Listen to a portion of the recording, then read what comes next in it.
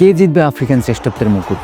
আজ African football ইতিহাসের সবচেয়ে বড় রাত এবং ঘাম আবেগ ও ফুটবলের লড়াই শেষে আমরা পৌঁছে গেছি টুর্নামেন্টের একদম শেষ গন্তব্যে।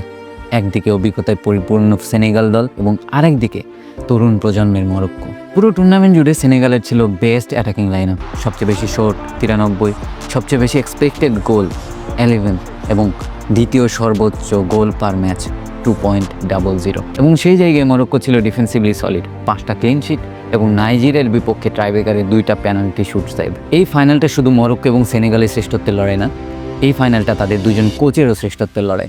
যে দুইজন কোচ ডাগ আউটে থাকবেন তারা দুইজনই আফ্রিকান। এবং সবচেয়ে মজার বিষয় হচ্ছে এইবারে যেই 4টা সেমিফাইনালিস্ট ছিল সেই 4টা সেমিফাইনালিস্টের কোচই আফ্রিকান। 2025 সালের আফকন আমাদের বুঝাই দিল যে ডে বাই ডে তারা কীভাবে ইমপ্রুভ করছে। এই ফাইনাল ম্যাচটা অনেক বেশি স্পেশাল, কারণ এই ফাইনাল ম্যাচে অনেক নামি দামি ফুটবলাররা খেলবেন, অনেক তারকা ফুটবলাররা খেলবেন, যেমন Sadio Mane, Koulibaly, Edouard Mendy, Nicolas Jackson, Idrissa Gueye. এদিকে আসলে হাকিম জিয়াস, ব্রাহিম ডিয়াস এবং আশরাফ হাকিমের মতো তারকা ফুটবলাররা, সাথে ইয়াসিন বনু, আমরাবার, অনেকেই আছে। একদিকে তরুণ প্রজন্ম এবং একদিকে অভিজ্ঞতা সম্পন্ন। আপনারা হয়তো বা মরক্কোকে আগিয়ে রাখবেন, কিন্তু একটা জিনিস ভুলে যাবেন না, সেনেগাল শেষ 4 আসরের 3বারে ফাইনালিস্ট। এবং একটা কথা আছে, এক্সপিরিয়েন্স ম্যাটার্স দ্য মোস্ট। তারা জানে ফাইনাল কীভাবে খেলতে হয়। তো এই ফাইনালটা অনেক বেশি স্পেশাল হতে যাচ্ছে। স্কোর লাইন কত হতে পারে বা কোন দল জিততে পারে, আপনার প্রেডিকশন আপনি জানাতে পারেন কমেন্ট বক্সে।